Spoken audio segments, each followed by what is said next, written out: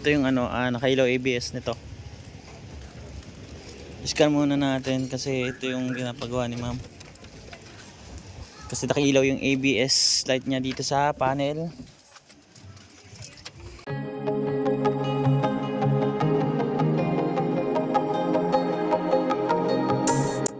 Okay mga katrami, nandito ngayon tayo sa Pampanga.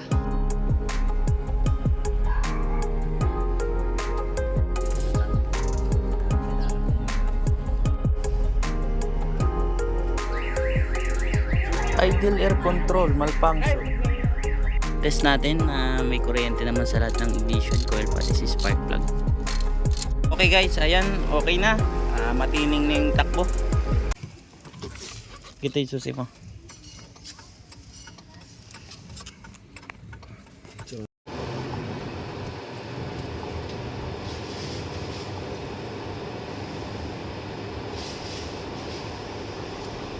Ito, na-scan natin.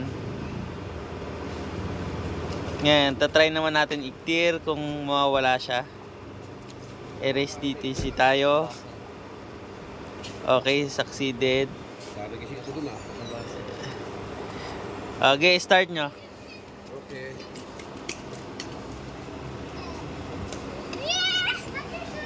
Nakita ko din. Ayun, lumabas dito na. Check engine. ABS. ABS. ABS pa rin. Wheel right. Wheel speed sensor front right. Front right. Dito. Ngayon ito babaklas yung gulong.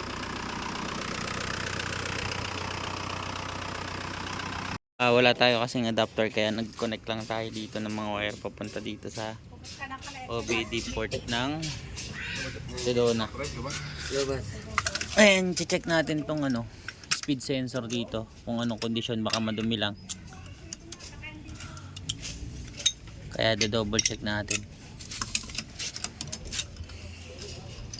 Yung sensor harap sa kanan ito.